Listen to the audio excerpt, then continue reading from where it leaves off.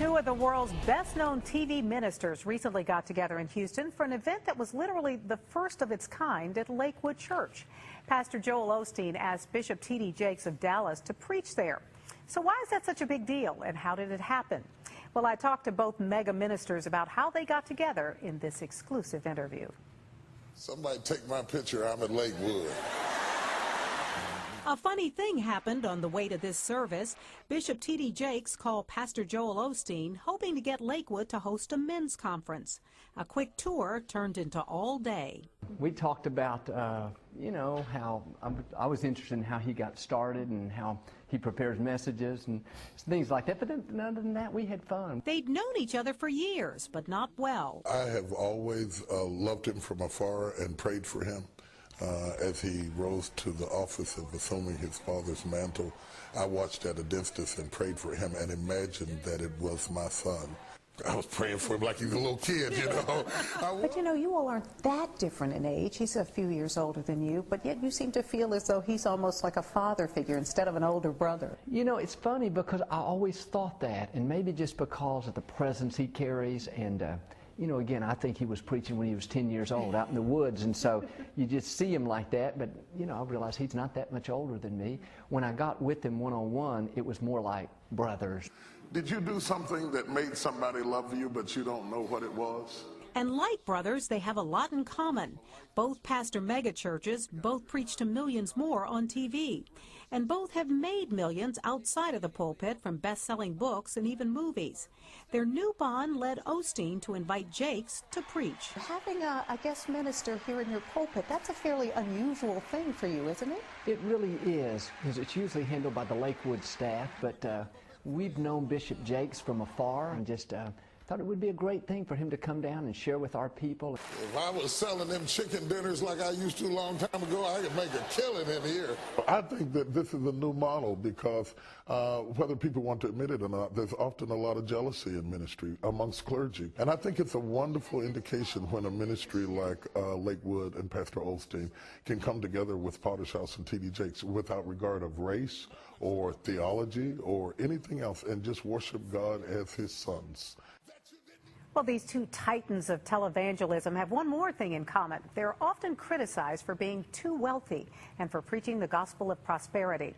How they respond to that charge and more on their unique relationship coming up tonight on Eyewitness News at 10.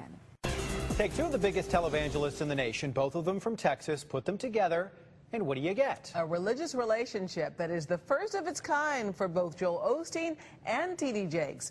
Eyewitness News anchor Melanie Lawson talked about why and how they're teaming up. It's tonight's closer look.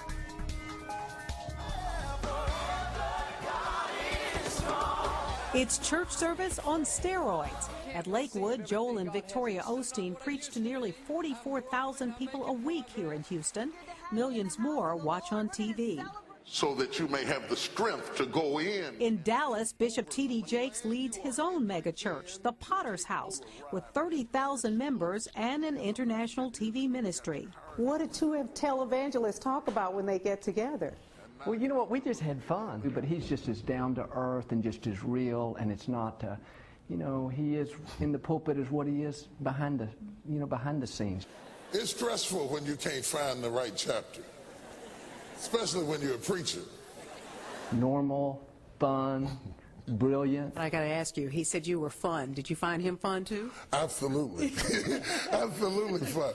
Absolutely fun. And very authentic and very down to earth and very much what I expected him to be like. They've known each other for years, but it was a chance conversation that brought these preaching powerhouses together. Jakes thought Lakewood would be a good place to host his annual men's conference, so he came to take a look. He loved seeing the auditorium. We spent about an hour here just walking around. I had him play with the lights on the ceiling. These Texas titans of televangelism have a lot in common. Both are well known, both are wealthy.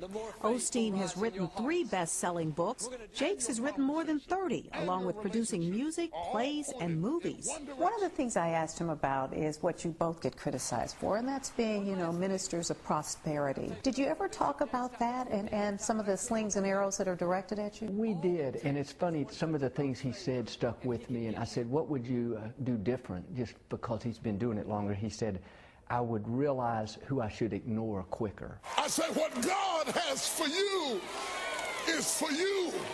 Meaning that you're going to get criticized for something. You might as well get criticized for what you believe. And I believe that God wants us to be blessed. If you can do it, you can just do it. Let the haters make their haterade all they want to.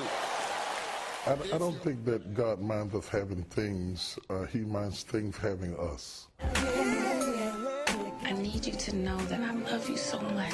Based on the novel by best-selling author T.D. Jakes. What I tried to do was to make sure that I could explore all of the creative energies that I have. I'm a movie producer. I've written books and sold millions of copies of books.